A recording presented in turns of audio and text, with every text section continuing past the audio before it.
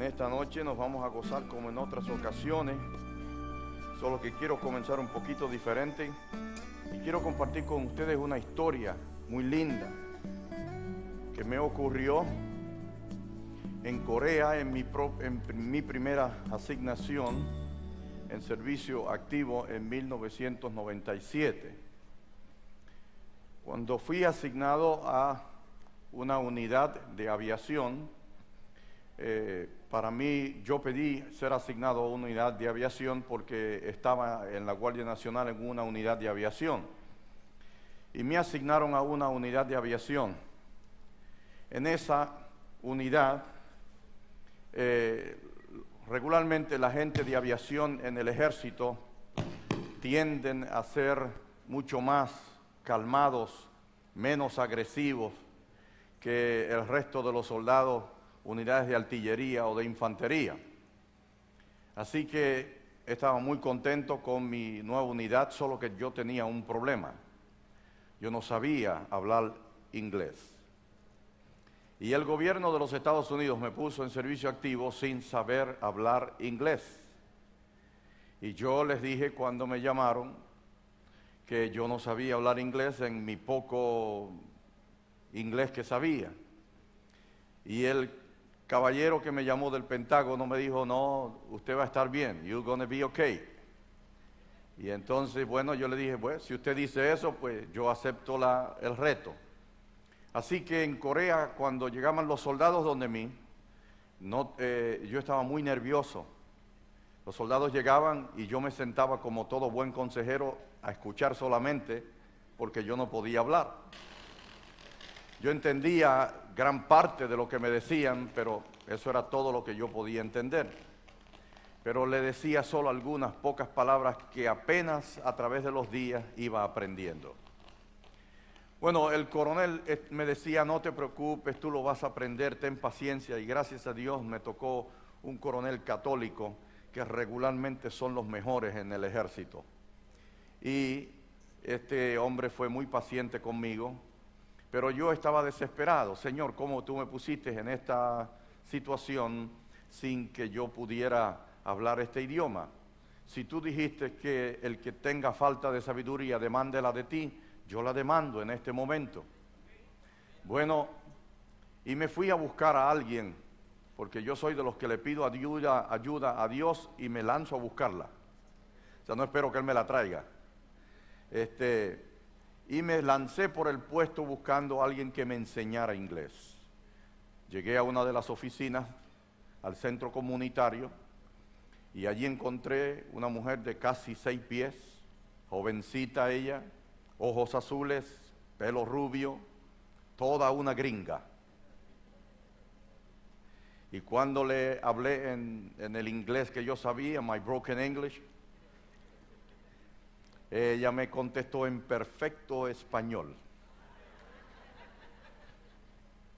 Y yo le dije, ¿cómo? ¿Usted habla español? Me dijo, sí, yo soy mexicana de padres judíos. Así que le dije, yo tengo este problema y le expliqué en español. Yo tengo este problema. Yo soy puertorriqueño, nacido en Puerto Rico, nunca he hablado inglés en mi vida y el ejército me puso en servicio activo. Y yo quiero aprenderlo, soy una persona muy inteligente, aprendo muy rápido, pero no tengo quien me enseñe. Y ella me dijo, capellán, yo le puedo enseñar, pero le voy a cobrar. Y yo estoy dispuesto a pagar. Así que me cobraba $5 la hora y me enseñaba inglés de 5 de la tarde a 6 de la tarde, de lunes a jueves en mi oficina, con la Biblia en inglés. Y un libro que se llamaba The Little Brown Book. Yo empecé a estudiar poquito a poco y empujarme y a hacer las asignaciones y a recordar lo que me había enseñado la señora Brown en el colegio, que había repetido inglés 101 3 veces. Y la tercera vez le pagué a la sobrina del pastor Miguel Muñoz para que me hiciera las asignaciones, yo se las entregaba a la señora Brown y pasé la clase. Porque yo no sabía inglés. Bueno, pero empecé a recordar y a recordar todo eso y todas esas cosas. Y finalmente mi papá sabía inglés, nunca había estado en los Estados Unidos y aprendió inglés. Y yo heredé esa habilidad para los idiomas. En este momento domino 5 idiomas. Y le pedí al Señor que me ayudara. Bueno, así que ella me empezó a enseñar y a los 3 meses me tocó dar mi primer sermón en inglés. Y el capellán que me dio era un poquito hyper, de esa gente que tienen como una batería, 2 baterías Energizer dentro. Y entonces me dijo, Pablo, tú vas a tener la oración pastoral este domingo en la iglesia. Yo tuve la oración pastoral, pero él me dijo, puedes orar en español porque estamos en la fiesta de Pentecostés, así que puedes orar en español. Y yo dije, muy bueno eso. Bueno, yo me paré detrás de aquel púlpito y dije en el inglés que sabía ya, que yo iba a orar en inglés, en español, porque ese era el idioma donde yo manejaba mejor las ideas y los conceptos. Y segundo, iba a orar en español porque Jesucristo era puertorriqueño y hablaba español. Y oré en español después de recoger los pedidos de la congregación. Un soldado se paró y pidió por su suegra. Su suegra estaba atravesando un momento de enfermedad muy serio y no la aseguraban. Y con toda vehemencia aquel hombre me pidió que orara por ella. Yo oré en español, algunos pocos de los que estaban allí entendieron. Y el próximo domingo, cuando me tocó de nuevo buscar los pedidos, orar, pero esta vez yo llevé la oración escrita en inglés. Pero cuando estaba tomando los pedidos, se paró el soldado que había hecho el pedido por su suegra el domingo anterior y dio un testimonio y dijo, ¿sabe una cosa? Mi suegra fue declarada sana. Yo no sé si fue la oración suya o el pedido que hicimos aquí, pero Dios la sanó en esa semana. Y yo le dije, yo te lo dije, que Jesucristo era puertorriqueño y hablaba español. Y entendió mi oración mejor que si lo hubiera hecho en inglés. Gracias a Dios yo tuve un gran éxito ese año en Corea. Pude empezar a predicar y predicaba algunas que otras cosas. Y el último día cuando salí de Corea, estaba sentado en ropa civil en el aeropuerto de la base aérea, esperando el avión que saliera para Seattle, Washington, y se me paró un soldado moreno, como de 6'6" al lado, y me dice, ¿usted es el capellán Pérez? Y yo le dije, sí, yo soy el capellán Pérez, ¿qué fue? Y me dijo, yo le voy a contar una historia. Yo soy casado, tengo 3 hijos. Es la primera vez que tengo una asignación fuera de mi familia, lejos de mi familia. Dejar mi familia fue para mí un gran proyecto. Fue muy difícil y estaba muy deprimido. La depresión me estaba ahogando. Y mi compañero de cuarto me dijo, ven este domingo a la iglesia, vente conmigo, que el capellán va a predicar en el culto protestante. El capellán que va a predicar es Pérez, una persona muy espiritual. Él no habla muy buen inglés, pero es un hombre muy espiritual. Todo eso él me lo está contando a mí. Yo fui ese domingo a la iglesia y usted estaba predicando acerca de la depresión del profeta Elías. Cuando Elías se deprimió y le dijo, mándame la muerte que no soy mejor que mis padres. Y yo analicé eso todo desde el punto de vista depresivo o clínico o lo que fuera y hice mi presentación. Es un tema que me ha dado mucho éxito, he tenido mucho éxito cada vez que lo presento. Es un tema clínico profético, ¿no? Clínico teológico. Y él dice, y cuando usted predicó ese sermón, usted tocó mi corazón y nunca más dejé de ir al culto protestante. Se me quitó la depresión, entregué mi corazón al Señor y hoy yo soy un hombre diferente. Y cuando me dijo eso, yo le dije, yo te doy gracias porque tú me digas eso. Lo abracé y lo besé delante de todo el mundo. Y le dije, yo te agradezco que tú me hayas dicho eso, porque hoy me llevo de Corea una verdadera medalla. Las que me dieron allí son buenas, pero estas son las medallas que Dios me mandó a buscar. Así que aprendí en el ejército una frase que dice, I don't work to be granted down here, my reward is in heaven. Y yo aprendí que mi premio no está aquí en la tierra, sino mi premio está en el reino de los cielos. Así que no trabajo para la gloria de nadie en el mundo, nunca he tratado de complacer a nadie, porque yo me considero profeta y no rey. Y he internalizado mucho eso, y yo soy más un profeta que un rey. Como profeta no me interesa muchas veces lo que diga el pueblo, sino lo que diga Dios. Y los que me conocen como pastor saben que yo siempre fui una persona derecha y recta en mis cosas y no comprometí nunca mi conciencia con nadie. En esta noche yo quiero hablarles a ustedes de lo que la Biblia dice en el Evangelio según San Juan acerca de creer. ¿Qué es creer? El Evangelio según San Juan, en el capítulo 3, los versículos del 13 en adelante, hay un discurso de Jesús después de un diálogo con un hombre llamado Nicodemo.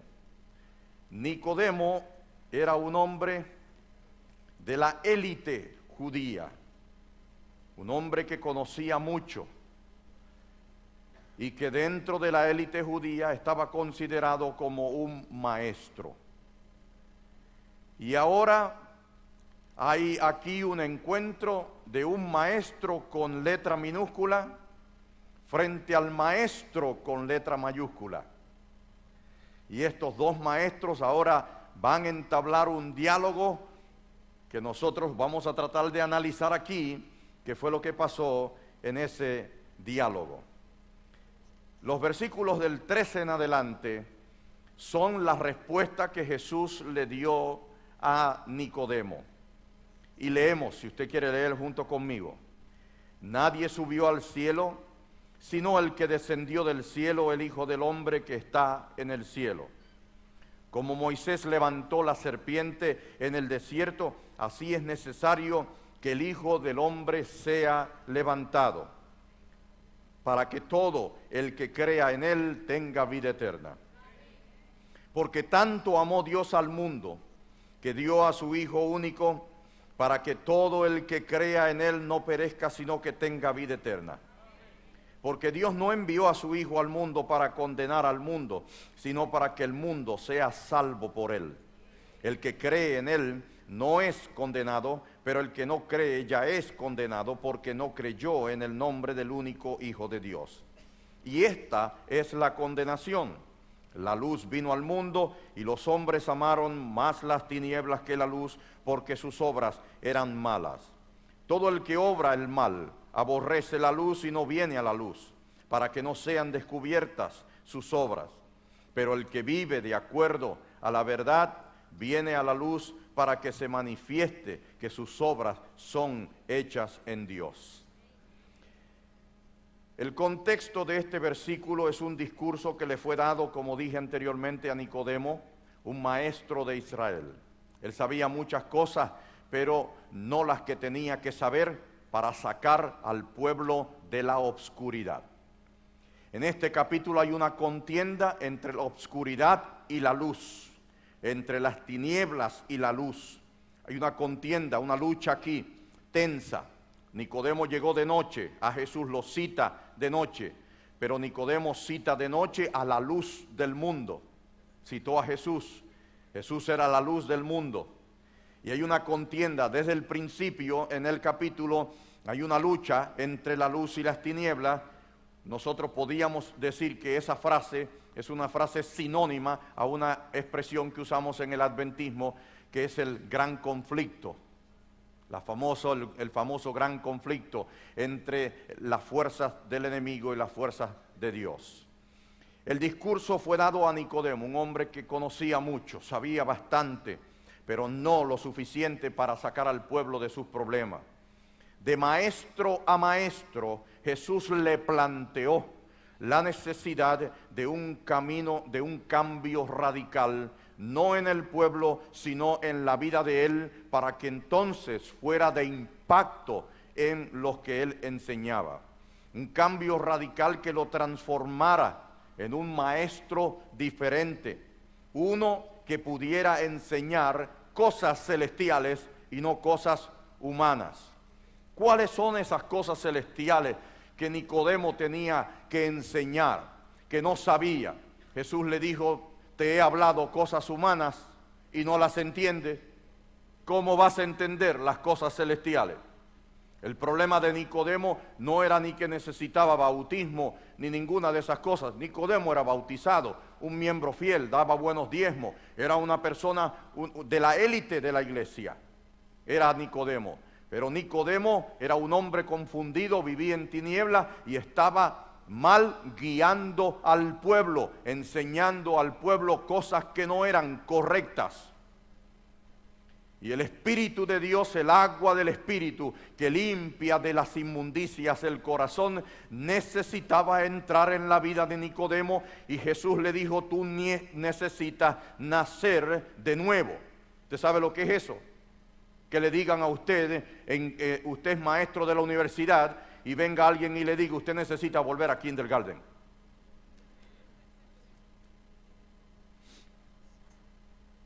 Jesús le dijo a Nicodemo: si te he hablado cosas humanas y no las entiendes, vas a entender las cosas celestiales. Bueno, ¿cuáles son esas cosas celestiales de que Nicodemo necesitaba saber? La clase comenzó y Jesús empezó a darle una clase a Nicodemo. Lo sentó en el pupitre de los estudiantes y Jesús se paró detrás de la cátedra del maestro y empezó a darle una cátedra. El versículo 13 dice: nadie subió al cielo, sino el que descendió del cielo, el Hijo del Hombre que está en el cielo. ¿Cómo es que Jesús habla en tiempo presente? El Hijo del Hombre está en el cielo. ¿Cómo es que Jesús dice descendió del cielo, subió al cielo y está en el cielo? ¿En qué tres tiempos Jesús está hablando? Jesús está hablando de las cosas del cielo, solo las conoce. En ese versículo Jesús le está diciendo: hay solo uno que tiene acceso a las cosas celestiales. Jesús vuelve otra vez de nuevo y encierra a Nicodemo en la única alternativa que hay de conocimiento, que se llama el Hijo de Dios. Jesús lo encierra allá adentro y le dice: tú no tienes, no son los libros, no son las escrituras. Las escrituras dan testimonio de mí, de mí. Ese famoso versículo que los adventistas y tantos cristianos se saben de memoria, 5:36 me parece que es, Juan 5:36, que dice: escudriñad las 39, escudriñad las escrituras, porque a vosotros os parece que en ellas está la vida eterna y ellas son las que dan testimonio de mí. Ese versículo no es una exhortación a estudiar la Biblia o estudiar la palabra. Ese versículo es un reproche que Jesús le hace a los fariseos y le dice: ustedes estudian las escrituras porque creen que al leerla obtienen la vida eterna. Eso es lo que lo que creía el catolicismo por muchísimo tiempo, de que hay ciertas indulgencias por leer cierta cantidad de la Biblia, y ellos creían algo parecido. Jesús le dijo: no, ellas dan testimonio de mí, el que doy la vida eterna soy yo. No es la Biblia la que da la vida eterna, no son las escrituras. Yo soy el recipiente, el dueño, la fuente y el autor de la vida eterna. Por eso Jesús le dijo a Marta: yo soy la resurrección y la vida.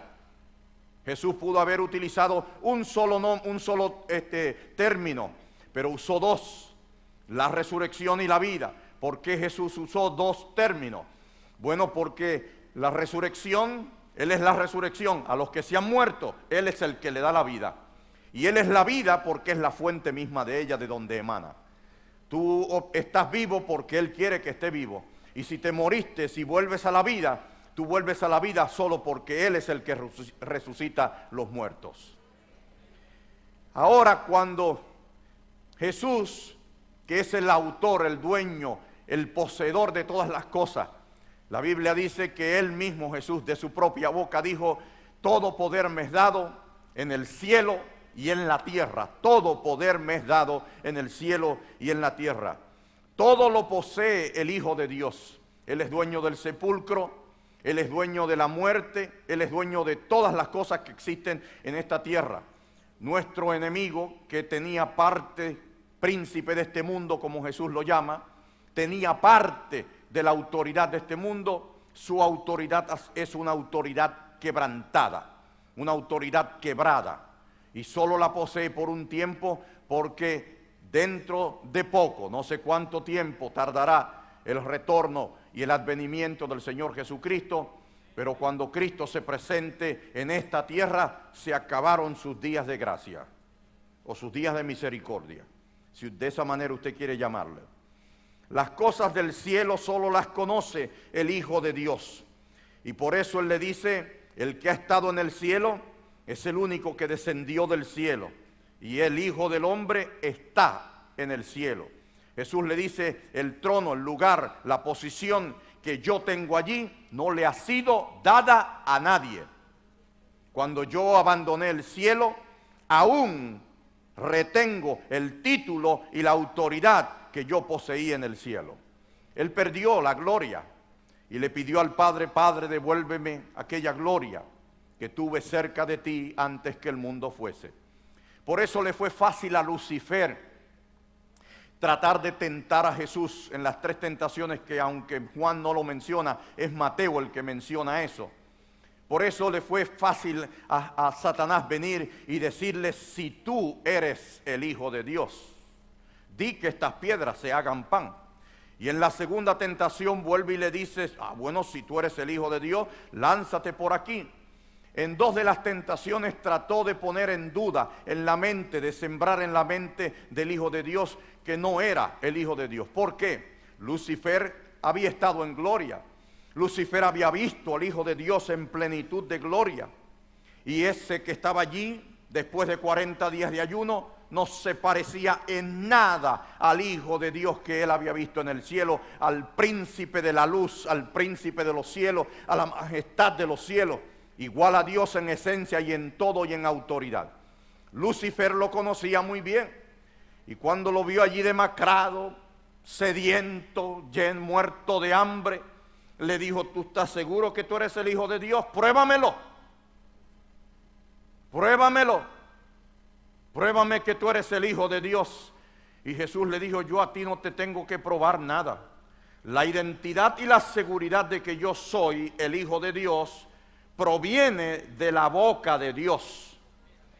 40 días atrás, en el bautismo de Jesús, una voz del cielo se presentó y dijo abiertamente: este es mi Hijo en el cual me complazco hoy. Y Dios el Padre se había presentado Él personalmente para ratificar y certificar la identidad del Hijo de Dios. Jesús le dijo: no de solo pan vive el hombre, sino de la palabra que sale de la boca de Dios. Y Jesús estaba haciendo referencia a la voz que habló 40 días atrás. ¿Cuántos de ustedes tienen seguridad de que son hijos de Dios basado en lo que Dios dice? A mí nadie me discute eso. Yo soy hijo del cielo, hijo de Dios por la sangre de Jesucristo. Y cualquiera que trate de ponérmelo en duda me sacará una lista así de problemas, errores y un montón de cosas que yo tengo. Y yo le voy a decir lo mismo que le dijo Lutero al diablo en un sueño que él tuvo. Lutero soñó que el diablo se le presentó y le presentó una lista enorme, larguísima de pecados. Y Lutero no sabía qué decir al diablo con esa lista tan grande. Y finalmente le dijo, él le decía: estos son tus pecados. Y Lutero le dijo: sí, pero Jesucristo los pagó con su sangre. Y a mí nadie me discute que yo soy hijo de Dios, porque mi identidad de hijo de Dios no está basada en mi buen comportamiento ni en mi estilo de vida. Y mire que trato de serle fiel al Señor en todo lo más que yo puedo. Pero mi identidad de hijo de Dios no está basada en mi buen comportamiento ni en mi religiosidad. Mi seguridad, mi certificado del hijo de Dios está basado en lo que dice Juan capítulo 1 versículos 12 y 13. Y a los que les recibieron, a los que creyeron en su nombre, a esos les dio el título, el derecho de ser llamados hijos de Dios. Y ese es mi certificado, esas son mis credenciales. Así que Lucifer trató de poner en duda la identidad del Hijo de Dios, pero él era el único que había subido al cielo y poseía las llaves del cielo y tenía el trono de Dios. Por eso le dijo a Nicodemo: yo soy el que he descendido del cielo, soy el que he subido al cielo y soy el que está en el cielo. Ese título y ese trono y esa silla no le ha sido dada a nadie. Lucifer se tuvo que buscar otra, no sé dónde la tiene, pero él quería tener una igual que esa. En algún lugar la tendrá, porque usted sabe que la gente maquiavélica nunca se dan por vencido. Y ese tipo es maquiavélico como él solo. Así que en algún lugar tendrá lo que dice el libro de Ezequiel. Y dice: subiré a lo alto, junto al monte de Dios, ensalzaré mi orgullo y seré semejante al Altísimo. Yo doy gracias a Dios todos los días de mi vida, porque el cielo no le permitió a Lucifer controlar el universo. Porque en esta tierra nada más que ha tenido control, que esto es un grupúsculo, una molécula en el universo. Mire toda la miseria y todo el dolor y toda la angustia que ha traído aquí. Si Dios lo hubiera dejado controlar el universo, ¿dónde estaríamos nosotros? ¿Dónde estaríamos nosotros? Por eso a mí me gusta cantar ese himno, El Faro, que dice: si no fuera por el faro, ¿en dónde estaría yo? No, se me olvidó traer la pista, otro día lo canto. Pero si no fuera por el faro, ¿en dónde estaría yo? Las cosas del cielo las conoce el Hijo de Dios solamente. Ahora en el versículo 14 Jesús le dice: como Moisés levantó la serpiente en el desierto, así es necesario que el Hijo del Hombre sea levantado. Jesús reveló el plan del cielo, se lo reveló aquí a Nicodemo y le dice: este es el plan que Dios, con el que yo he bajado, he descendido. Un plan que, aunque parece raro como la serpiente de Moisés, es para recobrar la vida. Solo que en este caso no es la vida que perece, sino la vida eterna, la que permanece para siempre. Como Moisés levantó la serpiente, el que miraba, solamente con mirarla se sanaba. Y Jesús dice: es necesario que el Hijo del Hombre sea levantado. Este es el segundo anuncio que Jesús hace de la cruz, del evento de la cruz. Es necesario. Es ineludible, la cruz es ineludible. Llegando ya casi a ella, a esa cruz, Jesús se sacudió, se tiró sobre una piedra. El evento no fue cualquier evento. El evento no fue cualquier evento. La cruz no era cualquier cosa. Y Jesús se tiró sobre aquella piedra temblando y sudando gotas de sangre, de la angustia que tenía, del peso que había sobre él, y le pidió al Padre. No hay otra forma de salvar al ser humano. Tenemos que seguir adelante con esto. No sabemos lo que el Padre le contestó. Lo que sabemos es que Jesús tomó la decisión de seguir adelante, y sabemos su respuesta cuando él dijo: hágase tu voluntad y no la mía. Yo doy gracias a mi Salvador, a Jesús, que no se rindió en ese lugar y que siguió adelante y que pagó mi deuda y que hoy yo soy libre. Lucifer no tiene nada en mí. Yo, como lo dije los otros días, yo no le debo nada al diablo ni le debo nada a Dios. Lo único que yo le debo al cielo es la gracia, la misericordia y el amor que Dios tuvo de poner a su Hijo en lugar mío. Cuando Dios tenía que castigarme a mí, Dios metió la mano, me sacó, me puso a un lado y colocó a su Hijo en mi lugar y descargó toda la ira que tenía con mi pecado, la descargó sobre el Hijo de Dios. Y yo soy libre ahora. Dios no está más airado conmigo. Dios satisfizo su ira sobre su Hijo. Dios no está más airado. Por eso dice que donde abunda el pecado, sobreabunda la gracia. Dios no está más airado. La ira de Dios fue agotada en la cruz del Calvario. Agotada por completo en la cruz del Calvario. Yo soy libre porque Cristo pagó mi deuda. El Hijo de Dios se metió, se interpuso entre Dios el Padre, que tenía la responsabilidad de descargar toda su ira, de castigar a los pecadores. Permítame decirle esto. Algunos cuando hablan del perdón creen que eso es algo sencillo. Dios no perdonó al pecador. Usted está equivocado. Dios no perdonó al pecador. Dios castigó al pecador, pero se buscó a uno para castigarlos a todos. Y sobre uno descargó la ira de todas las generaciones, de todos los seres humanos que han vivido, que viven y que vivirán sobre la faz de la tierra. Dios solucionó el problema de esa manera. Yo no lo entiendo del todo, ¿ve? Pero Dios castigó al pecador, Dios no lo perdonó. Dios solamente nos proveyó un sustituto.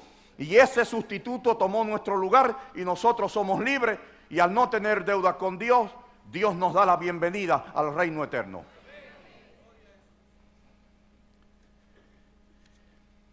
Moisés levantó una serpiente y Jesús dijo: es necesario, la cruz es ineludible. Pablo dijo que sin sangre no hay remisión de pecado.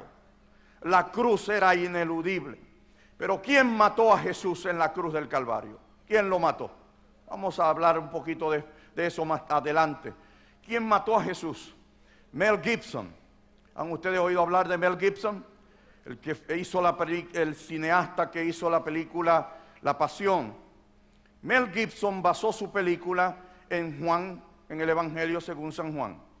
El capítulo 10, los versículos del 17 en adelante, donde dice: nadie me quita la vida.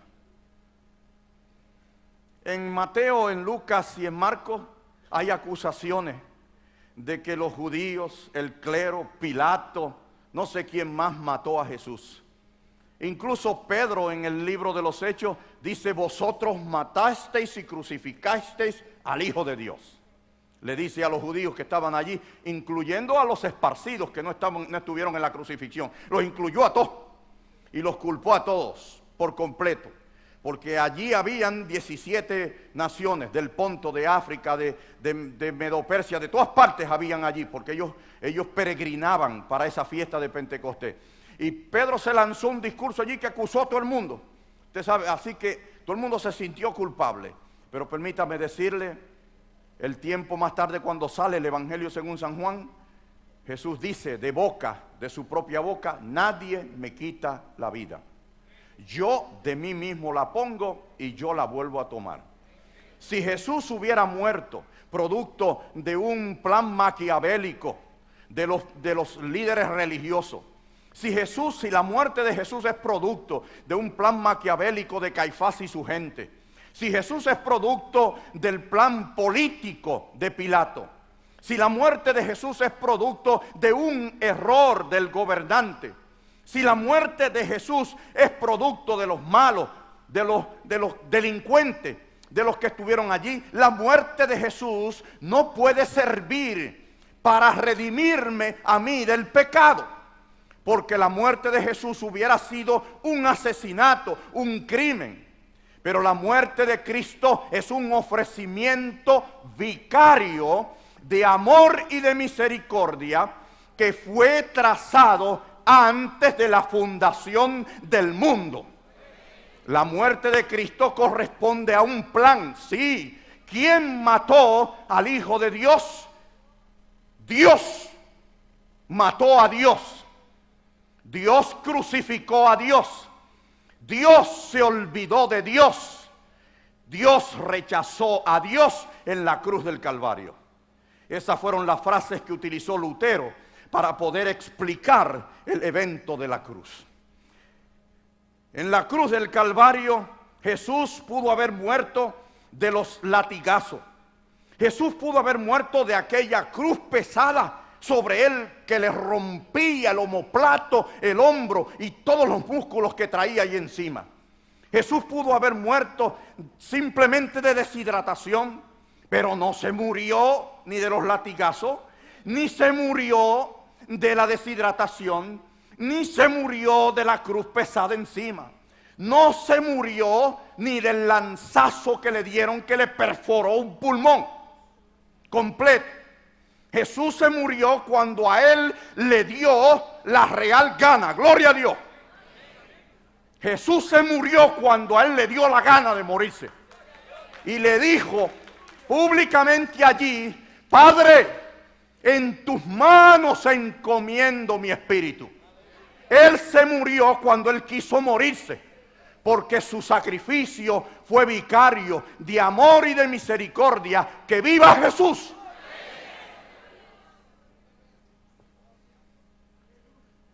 Y en esta noche de victoria, yo quiero dejarle a usted ese sabor glorioso de que Él murió por mí porque me amaba.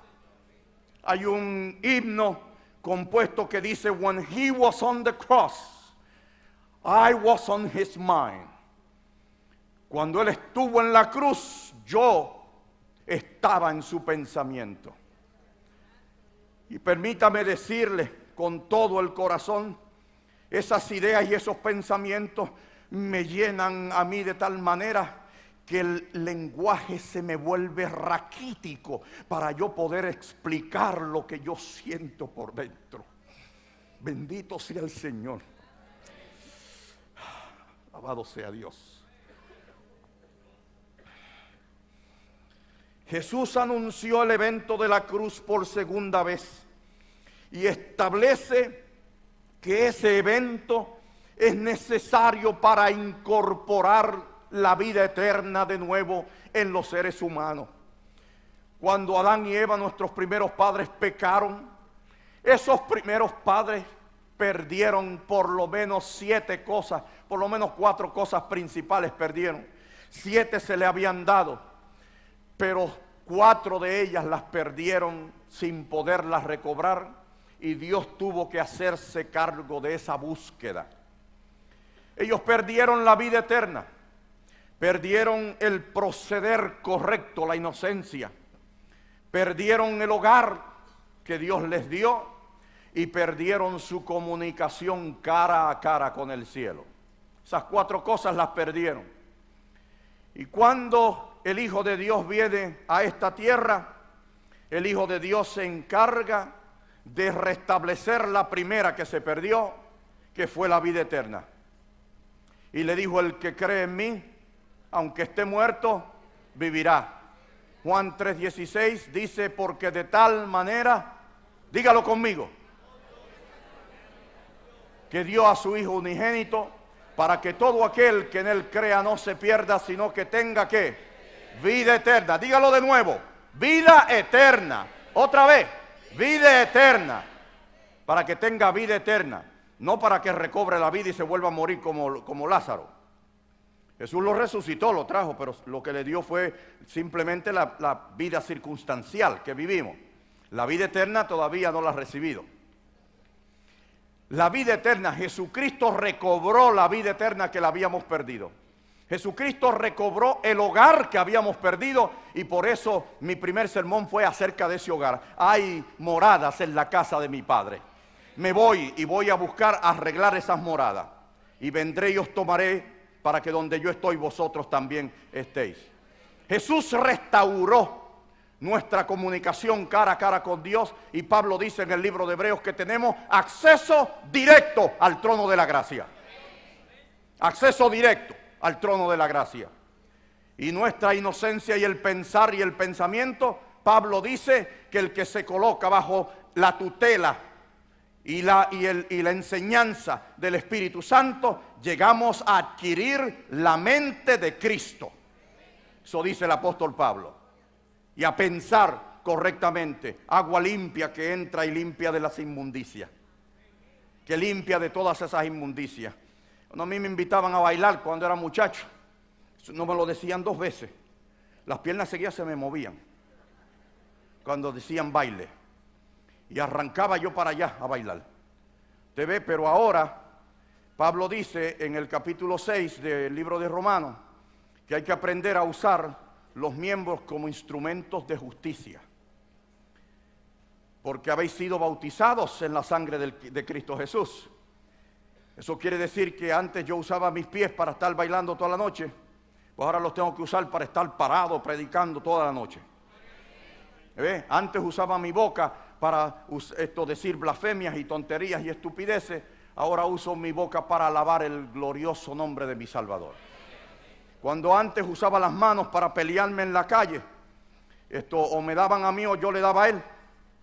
Ahora uso esas mismas manos para bendecir y ungir a los enfermos, y el Señor hace milagros y prodigios por medio de estas manos. Los ojos, la boca, el pensamiento, todo puesto bajo la tutela del Espíritu de Dios para que restaure el pensar correcto dentro de mí. Las 4 cosas que se perdieron en el jardín del Edén, de 7 que le dieron, ellos retuvieron 3, que fue el sábado, el matrimonio y el sistema de alimentación. Esas 3 cosas. Y contra esas 3 cosas el diablo tiene una guerra terrible para borrarlas, porque si las borra no quedan evidencias de que hubo un mundo diferente al que nosotros vivimos. La restauración de la vida eterna es una iniciativa del Padre. En el versículo 15 dice esto, que para que todo aquel que en él crea tenga la vida eterna. El Padre y el Hijo de Dios se hacen recipiente de ella solo, hacen recipiente de esa vida eterna solo al que cree. Solo al que cree. El capítulo 1, versículo 7, dice: este vino de testigo para dar testimonio de la luz, para que todos creyesen por medio de él. Pero todos, y el versículo 12 y 13, pero a todos los que les recibieron, a los que creyeron en su nombre, les dio el derecho de ser llamados hijos de Dios. Estos nacieron no de sangre, ni por el impulso de la carne, ni por el deseo de un varón, sino de Dios. Nacieron de Dios. Mire, no hay cosa más grande que el amor de Dios. No hay cosa más hermosa que alabar las grandezas de Dios. Quiero hacer un paréntesis y cantar un himno que lleva como título: no daré mi amor a nadie más que a Él. Yo no le voy a dar a nadie mi atención excepto al Señor Jesucristo. Y vamos a cantarlo todo. En 3 estrofas vamos a decir en realidad lo que debe significar la vida de un creyente. No daré mi amor a nadie más que a Él. No pondré mi fe en nadie más que en Él, y no daré mi vida a nadie más que al Señor Jesucristo. A nadie más.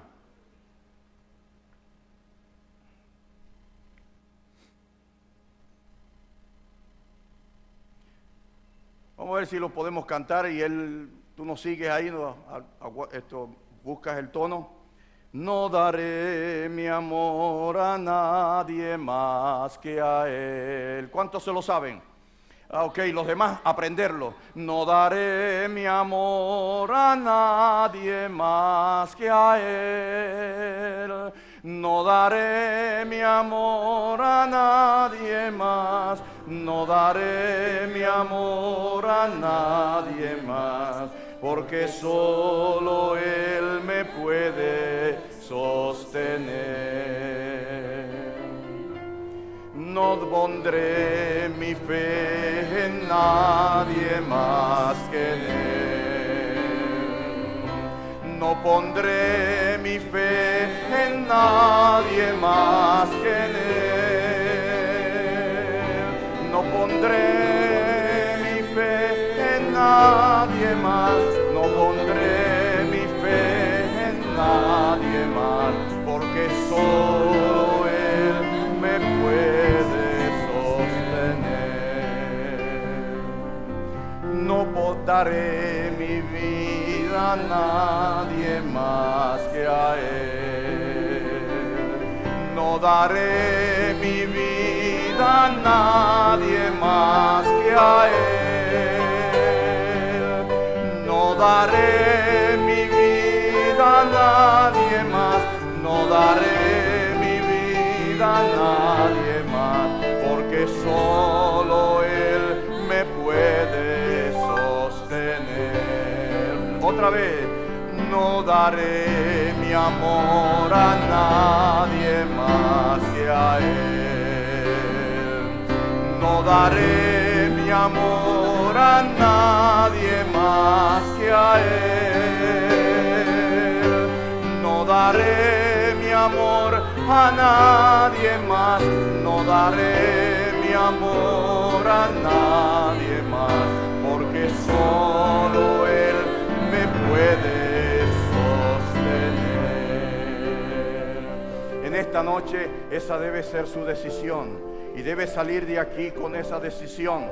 Su vida, su fe y su amor deben estar puestos en el Señor Jesucristo. Esta vida pasará y tarde o temprano hemos de encontrarnos frente al Señor, y más vale que en ese día mi vida se haya juntado con Él previamente, antes que perderla en ese día glorioso de tanta gloria y tan hermoso que será ese día de su advenimiento. Creemos que cuando vemos o experimentamos el poder del Hijo de Dios, esa vida se hace latente en nosotros. ¿Qué es creer? Creer es fe. Eso es creer. Eso es creer. Creer es fe. Es tener la fe que se apodera del Señor Jesucristo. ¿Ve? La fe que se apodera de Él, que lo hace mío, que viene Él a morar en mi vida.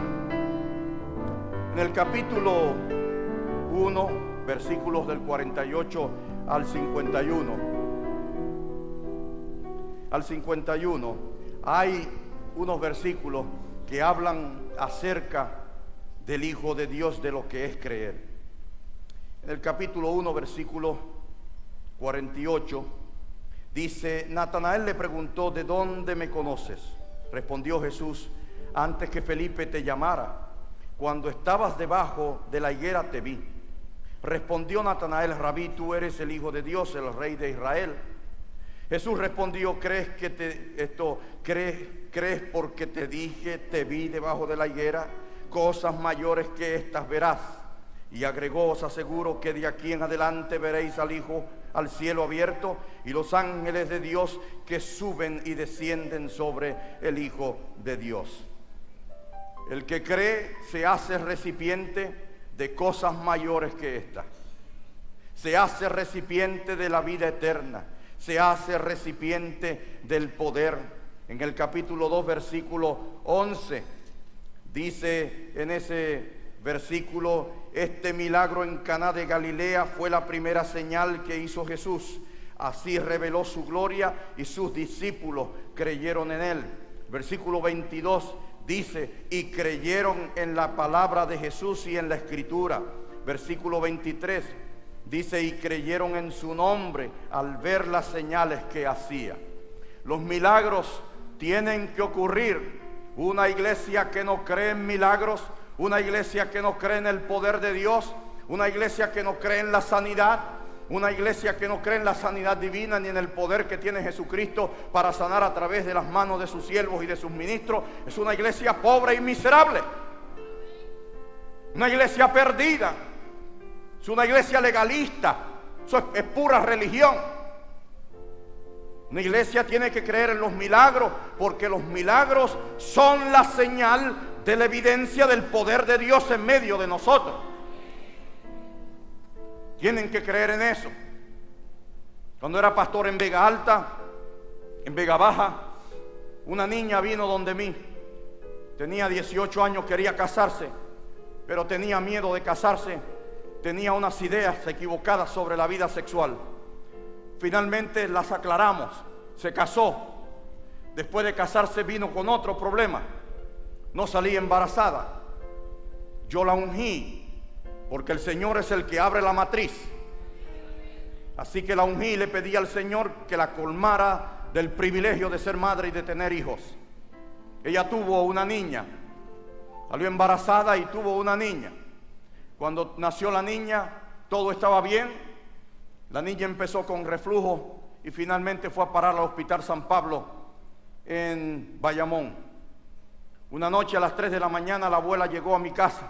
Pastor, tiene que levantarse, la niña está bien grave en el hospital. Yo fui al Hospital San Pablo, llegué y cuando llegué, la enfermera me dijo, la niña acaba de morir. Déjeme entrar, le dije, déjeme entrar. ¿Para qué? Si la niña está muerta, déjeme entrar, solamente déjeme entrar. Solo quiero entrar. Así que le pedí, por favor, que me acercara a la incubadora donde todavía estaba el cuerpecito, acabadito, con todos los cables y todas las cosas puestas y los tubos todavía. Y yo puse mis manos con aceite sobre aquella caja sin tocar la niña y le pedí al Señor, Padre, no es posible que tú me hayas dado esta niña después de tantos milagros para quitármela ahora. No me resigno a perder esta vida. Padre, yo necesito que tú me des esta vida, que me la des, y que me la des no para vergüenza, sino para poder de Dios. Y mientras estaba orando, la enfermera pentecostal está al lado mía parada, y de momento aquel monitor empezó a bipear, bip, bip, bip, bip, y aquella mujer empezó a saltar, aleluya, santo, gloria a Dios. Y yo di la espalda y me fui porque el trabajo de Dios ya estaba hecho. La niña está viva. Y si hay alguien aquí de Vega Baja, es la nieta de la hermana Nicolasa. Dios tiene grandes planes para la vida suya, pero solo si usted cree. Solo si usted cree en el poder de Dios. El que cree, al que cree, todo le es posible. Y los milagros fueron hechos para que creyera. Jesús le está diciendo a Nicodemo en el versículo 16, le dijo a Nicodemo Dios, los motivos de Dios. Dios amó tanto al mundo que restauró la vida eterna sobre la faz de la tierra. Dios le dio una segunda oportunidad, le dio de nuevo el derecho de volver a vivir para siempre, de reunirse de nuevo con la colonia celestial y volver a cantar los cánticos celestiales que alaban grandemente el nombre de Dios. Yo quiero cantar otro cántico más. Ricky me va a poner el próximo canto ahí. Es un canto hermoso que todos ustedes lo conocen. Vamos a alabar de nuevo el nombre de Dios por las grandezas, por las cosas que Dios ha hecho con nosotros. Señor mi Dios, al contemplar los cielos, cuando miro las cosas de Dios y los milagros de Dios, yo no puedo más que decir que cuán grande es Él. Amén.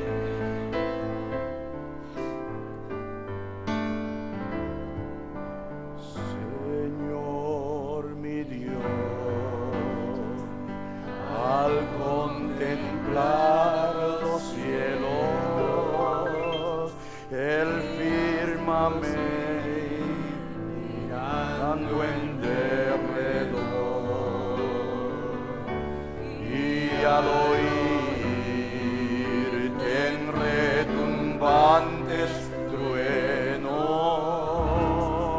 y al contemplar el sol en su esplendor, te amo y proclamo por tu gran poder, cuán grande es, oh Jehová. Te exalto a ti con toda mi alma y ser. Grande eres tú, grande eres tú. Un tono más arriba. Y al contemplar arroyos y florestas, los pajaritos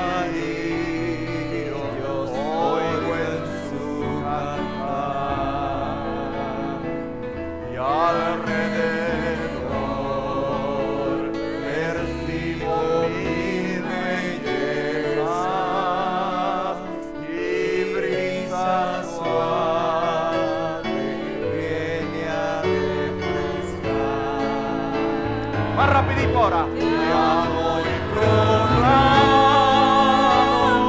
por tu gran poder. Cuán grande eres, oh Jehová. Te exalto a ti con toda mi alma y ser. Grande eres tú,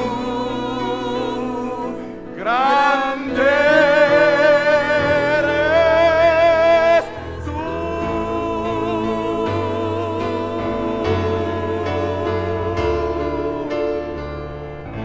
Grande eres tú, oh Jehová.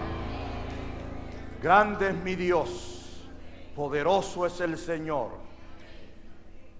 El Señor amó a la raza humana tanto que la amó que no quería que ella pereciera.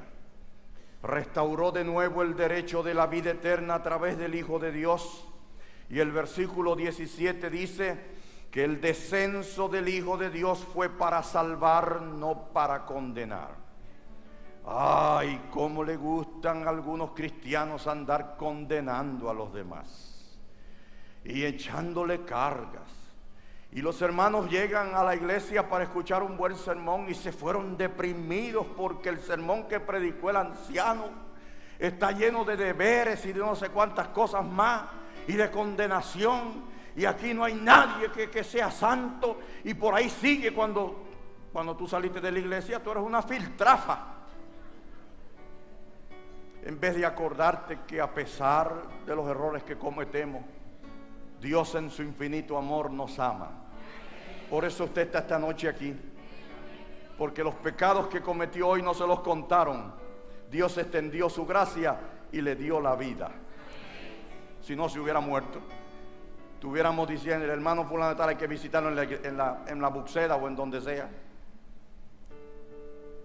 De hecho, hay un hermano allí que murió que quiero ir a verlo esta noche. Yo lo conocí. El descenso del Hijo de Dios fue para salvar, no para condenar. El mensaje de Jesús se contrapone al mensaje del grupo que representaba Nicodemo. Nicodemo le dijo: nosotros sabemos, habló en plural. Nicodemo representaba un grupo que tenía una filosofía, una teología de condenación. El mundo ha sido condenado por la desobediencia. Eso es lo que dice la Biblia. En Génesis 3, 16 y 17 dice que Dios le dio un mandato: el día que comas de esto, morirás. Ese fue el segundo mandamiento, porque el primero fue fructificar, multiplicar la tierra y sojuzgarla. Ese fue el primer mandamiento. El segundo fue: no toques este árbol que está aquí, porque el día que toques de este árbol, vas a morir. Bueno, la condenación en este mundo vino por la desobediencia. La pérdida fue tan grande que no solo se perdieron los privilegios dados en el Edén, como el de la vida eterna, sino que la capacidad de obedecer en perfección fue la mayor pérdida que tuvo allí en el jardín del Edén. Romanos 8:3, búsquelo para que vea. En Romanos 8:3 dice Pablo, hablando acerca de esa pérdida, dice Pablo: porque lo que era imposible a la ley, por cuanto era débil por la carne, Dios, al enviar a su propio Hijo en semejanza de carne de pecado y como sacrificio por el pecado, condenó al pecado en la carne. La pérdida más grande que tuvimos en el jardín del Edén fue perder la capacidad de obedecer perfectamente al Señor. El sistema que Nicodemo representaba anteponía la obediencia como requisito para el perdón. Esta es la mayor condenación a la que un ser humano pueda ser sometido: imponerle una meta que nunca pueda alcanzar. Es la mayor condenación que un ser humano pueda tener. Dios no le pide, nunca ha pedido Dios que guardemos la ley de Dios para usarla como medio de justificación. Pablo dice que por las obras de la ley ninguna carne se justifica delante del Señor. Claramente hablando, tenía un hermano que daba estudios bíblicos y le decía a la gente: mira, tú no necesitas el bautismo para salvarte, pero si no te bautizas te pierdes. Qué juego de palabras, ¿verdad? Para decir la misma tontería. Oh, santo hermano, el bautismo tiene un lugar precioso en nuestra experiencia de salvación. Usted no me lo tiene que poner a mí como condición para que yo acepte al Señor Jesucristo. El bautismo no tiene que ser una punta de lanza para que yo acepte al Señor Jesús. Yo quiero aceptar a Cristo libremente. Y si me tengo que bautizar 20 veces me bautizo. Después que yo conozco al Señor. Nicodemo representaba un sistema que anteponía la obediencia. Pablo pertenecía a ese sistema y dice que lo dio todo por pérdida y por estiércol, por ganar el amor que es en Cristo Jesús y la justicia que es solamente por la fe. El sistema que Jesús presenta es solo por la fe, o sea, creer en Él, en el sacrificio que es suficiente para restaurar la vida eterna y las cosas que se perdieron en el jardín del Edén. El versículo 18, solo hay libertad de la condenación cuando se cree en el Hijo de Dios. El versículo 18 del capítulo 3 de Juan dice allí, cuando Jesús le habló a Nicodemo: el que cree en Él no es condenado, pero el que no cree ya es condenado, porque no creyó en el nombre del único Hijo de Dios. Un día estaba Jesús y envió a sus discípulos a buscar los materiales para la Pascua por el camino, pero Él le había dicho no entren en aldeas de samaritanos para evitar confrontaciones, ¿verdad? Pero dos de ellos, que eran guapos, Santiago y Juan, pasaron por una aldea de samaritanos y dijeron: ¿qué voy yo a llegar a la de los judíos si esa tienda está más lejos allá? Y se metieron al colmado de los samaritanos. Entonces, cuando entraron al colmado de los samaritanos, el dueño de la tienda les dijo: no, pero te parecen judíos. Y como vio que le parecían judíos, no le vendió. Y los echó de la tienda. Y se fueron de allí, oye, ofendidos. Y con ese coraje y esa rabia. Y llegaron donde Jesús y le dijeron: ¿tú quieres que pidamos fuego del cielo para que consuma a esos samaritanos, como Elías pidió fuego y los consumió? Y Jesús, la Biblia dice, y volteándose Jesús. Parece que cuando se lo dijeron, Jesús estaba de espalda.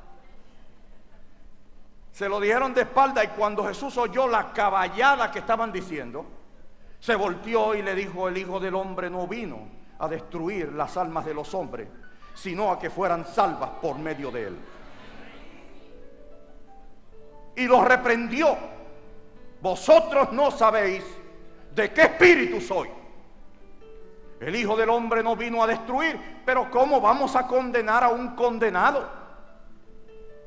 ¿Cómo vamos a condenar a un condenado? Adán condenó a la raza humana por su desobediencia. Jesucristo no vino a añadir carga sobre carga, sufrimiento sobre sufrimiento, dolor sobre dolor. Jesús vino a darle para atrás a eso, a borrarlo.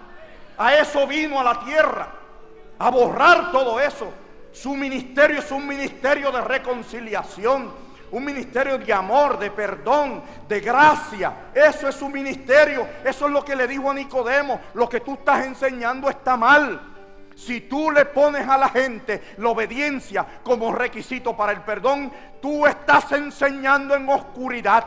Estás confundiendo al pueblo, y tú como maestro no sabes lo que estás enseñando. Jesucristo le dijo: la fe, creer en el Hijo de Dios, es lo que da la vida eterna.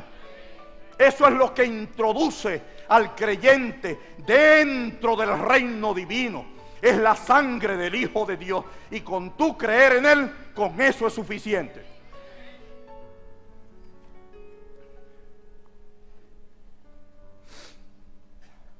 Jesús define lo que es condenación en el versículo 19 y dice: esta es la condenación. La luz vino al mundo, que era Él, y los hombres amaron más las tinieblas que la luz, porque sus obras eran malas. Todo el que obra el mal aborrece la luz y viene a la luz y no viene a la luz para que no se descubran sus obras. Mi papá me hizo un chiste de dos vagabundos que se metieron buscando comida dentro de un almacén. Despegaron una plancha de esas de zinc y se metieron dentro del almacén, pero estaba oscuro, y empezaron con la nariz a buscar. y hueliendo, y uno le dijo, por aquí huele a queso, a queso. Y siguió buscando y tanteando en la oscuridad hasta que encontró. Sí, sí. Y siguió comiendo y empezó a comer. Esto sabe bueno. Y empezó a comer y ahí como pudo le dio al otro.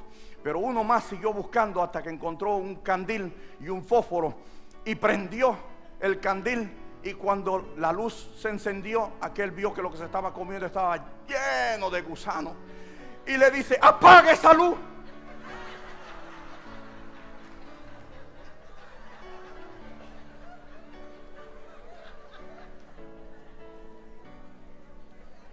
La Biblia dice aquí que todo el que obra el mal aborrece la luz y no viene a la luz, para que no se descubran sus obras. No quiere venir a la luz para que no se descubran sus obras. Y hay gente así, ay, como yo tengo soldados que ven al capellán y es como si vieran al diablo. No quieren tener asociación conmigo ninguna, porque saben que si yo los encuentro borrachos, si los encuentro hablando malo, utilizando lenguaje profano en lugares de trabajo, vistiendo equivocadamente, con el uniforme mal alineado, yo los voy a poner en su lugar. Y entonces a veces me sacan el cuerpo, no quieren conversar conmigo. Pero hay otros que a veces ni me saludan, solamente llegan y me dicen, capellán, ¿cómo usted está? Y me abrazan. Y para mí eso vale más que un saludo. ¿Ves? Pero hay muchos que yo los veo distantes. Y cuando los veo distantes, ay, oro, me aprendo el nombre, el apellido y oro por ellos, porque yo sé que tarde que temprano se meten en problemas y los tengo en mi oficina para consejería. Tarde que temprano. Hay gente que le gusta vivir en las tinieblas, no quieren vivir en la luz bajo ninguna circunstancia. Jesús define lo que es condenación. Esto incluye desde Adán hasta el último hombre que viva sobre la faz de la tierra.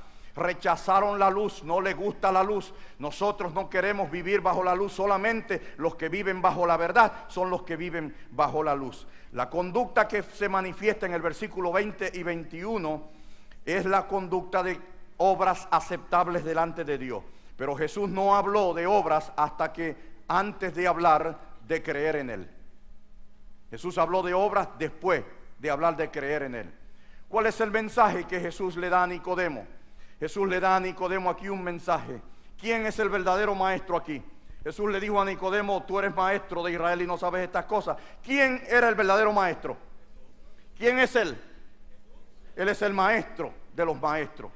Cogió a Nicodemo y le dio una clase de 15 minutos, que yo aquí necesito 3 horas para explicar qué fue lo que él dijo. Una clase profunda, y le explicó con lujo de detalle, tranquilamente, de que lo que él estaba enseñando eran tinieblas. Preocúpese usted cuando enseña en la casa de Dios y a los hijos de Dios lo que usted enseña en sábado, lo que usted enseña en lunes en la noche, o en viernes, o en miércoles en la noche, en cualquier culto. Tenga mucho cuidado con lo que usted enseña, porque esos niños, esos que están aprendiendo de usted, están bajo la protección del cielo. Asegúrese que lo que usted dice sea verdad. Certifíquelo. Se me acerca un hermano, usted ve que yo no uso mucho escritos de Elena de White, él me conoce de hace mucho tiempo. Yo no utilizo muchos escritos de Elena de White, porque si los dos estamos diciendo lo mismo, ¿para qué la voy a citar a ella? Así que si estamos diciendo la misma verdad, ¿para qué voy a citar lo que ella dice? Ahora, cuando yo empiece a contradecir lo que ella dice, tenemos problemas. Pero entonces me dice este hermano, se me acerca un hermano, cuando yo dije aquí en el Evangelio de Juan, dice que Jesús eligió a los 12, incluyendo a Judas. Jesús los eligió. Pero él son de esos hermanos polémicos que les gusta estar peleando con todo. Y cuando ven un pastor que dicen que sabe un poquito, ellos les gusta ver ponerse los guantes con el pastor, a ver quién sabe más. Y entonces se me acercó, yo estoy saludando siempre que salimos, yo saco a mi esposa y siempre saludamos los dos a la misma vez. Y se me acerca el hermano por aquí, por este oído, y me dijo, entonces usted no cree en Elena de White. Y me volteé y le dije, no, en Elena de White yo creo, en el que no creo es en usted. Y entonces me dice, porque Elena de White dice que a Judas, Jesucristo no eligió a Judas. Le dije, mire hermano, le voy a dar una clase sencilla de teología. Entre Elena de White y la Biblia prevalece. ¿Qué dice la iglesia? Ah, ok, está bien. Y porque dije eso una vez en una iglesia y cuando salgo afuera poco me queman. Entre Elena de White y la Biblia prevalece. Recuerde que los escritos de ella son buenos. Permítame decirle que cada vez que yo leo la Biblia, la vida de esa mujer me inspira a mí. Porque su vida de devoción y de dedicación al Señor y de entrega a Dios es una vida envidiable. Envidiable. Pero tenga mucho cuidado con sustituir lo que dice el Señor. Tenga mucho cuidado con lo que dicen los teólogos. Es más, tenga mucho cuidado con lo que yo digo aquí. Y lo que yo digo aquí, pruébelo. Vaya a la Biblia, búsquelo. Y si usted ve que yo estoy equivocado, me lo trae, que yo lo corrijo. Lo que sea. Porque como digo en el ejército, I'm a very smart person, but I don't know anything. I don't know everything. O sea, yo soy una persona muy inteligente, pero yo no sé todas las cosas. Yo tengo mucho que aprender todavía. Y mi maestro es el Señor Jesucristo. Yo me dejo enseñar por Él y en esta noche déjese enseñar por el Señor Jesús. Yo quiero hacer un llamado completo a toda la iglesia en esta noche. En esta noche solamente le pido a usted que si usted cree en esta noche que Jesús es la única garantía para el reino de los cielos, póngase de pie conmigo. Si usted cree en el Hijo de Dios, levánteme su mano. Si usted cree que Jesucristo es el Hijo de Dios, dígalo públicamente. Yo creo que Jesucristo es el Hijo de Dios. Dígalo. Confiese su nombre, eso es lo que dice la Biblia. Confiese su nombre en público, no le dé vergüenza decirlo. Dígalo de nuevo, yo creo que Jesucristo es el Hijo de Dios. Que viva su nombre. La iglesia tiene que internalizar eso, sentir gozo por hablar de Jesús, del Hijo de Dios, porque en Él está la vida, de Él emana la vida y emanan todas las cosas. Yo quiero cantar un último himno. Un último himno. Hubo uno que quiso por mí padecer. Mi madre cantaba este himno con la letra antigua de la iglesia Asambleas Cristianas. Mi madre fue a Asambleas Cristianas primero antes de ser adventista y nunca pudo internalizar la nueva letra. Pero esta es la letra que tiene el himnario adventista. Y yo quiero que lo cantemos con gusto en esta noche.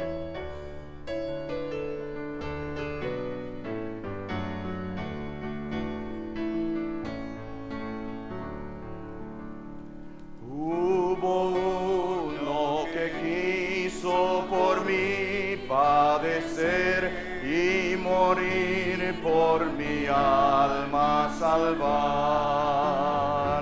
El camino cruento a la cruz recorrer para así mis pecados lavar. En la cruz mis pecados clavó. Cuánto quiso por mí padecer, con angustia la cruz fue el benigno Jesús, y en su cuerpo mis culpas llevó. A ver la otra estrofa. Ternura y amor para mí, mi alma impura amor. Ya no nació, libre soy, yo lo sé, mi pecado en la cruz se clavó. En la cruz mis pecados clavó, cuánto quiso por mí padecer. Con angustia la cruz fue el benigno Jesús, y en su cuerpo mis culpas llevó. Me atendré al Maestro, jamás dejaré el sendero que él mismo trazó, y mis labios y mi alma alzarán su canción, pues Él todas mis culpas quitó. En la cruz, mis pecados clavó, cuánto quiso por mí padecer. Con angustia la cruz fue el benigno Jesús, y en su cuerpo mis culpas llevó. En esta noche, estas palabras deben calar profundo en la vida de ustedes. Y si hay en esta noche, que yo sé que hay cosas a las que usted tiene que renunciar por amor del Salvador, por amor de la sangre en la cual usted se ha cobijado. Usted dice que es cristiano y ese título lo ostenta solamente porque la sangre del Hijo de Dios se vertió en la cruz. Si usted ostenta ese título, hónrelo, viva a la altura de ello. No le estoy pidiendo que viva una vida santa para que compre con eso el cielo, sino le estoy diciendo que porque ya compraron el cielo para usted, viva una vida santa. En esta noche, ese debe ser el motivo que lleve usted a su casa en esta noche. Su vida es una entrega por el amor de Jesucristo. El que me ama, me sigue, guarda mis mandamientos, guarda mi palabra. Eso dijo Jesús. Nuestra obediencia no es para salvación, no es para ganar el cielo, no es para comprar nada. Si usted espera ganar el cielo por sus diezmos, sus ofrendas, su caridad, su amor, su servicio, usted es más pobre que los fariseos que estaban en tiempos de Jesús. En esta noche usted debe estar convencido, salir de aquí claro, que solo la sangre de Jesús es su pasaporte para el reino de los cielos. Y que su obediencia no es otra cosa que una respuesta que usted le da al Señor Jesucristo. Una respuesta que viene del Espíritu Santo. Calvino decía, Dios no puede rechazar su propia obra. Dios ama las obras que vienen, que son de justicia, que son producto del Espíritu Santo, pero ellas nunca podrán ser la garantía para el reino de los cielos. No pueden ser, porque quedamos incapacitados para obedecer esa ley. Quedamos incapacitados para la perfección. Y esa perfección se restaurará solamente en el día de la segunda venida de Jesucristo. Por eso yo como cristiano anhelo ese glorioso día, cuando Cristo se manifieste en gloria. Cuando yo le vea cara a cara, le voy a ver. En ese glorioso día Él me dará la perfección. Esto corruptible será vestido de incorrupción, y esto mortal será vestido de inmortalidad. Amén. Ese es el mensaje que Dios quiere que nosotros sepamos. Y ese es el mensaje que Dios quiere que usted vaya y esparza. Así bendecirás a los hijos de Israel. Jehová te bendiga y te guarde. Jehová haga resplandecer su rostro sobre ti y tenga de ti misericordia. Jehová alce a ti su rostro y ponga en ti paz. Que la bendición de Dios Padre, Dios Hijo y Dios Espíritu Santo nos acompañe ahora y siempre. Así sea. Amén.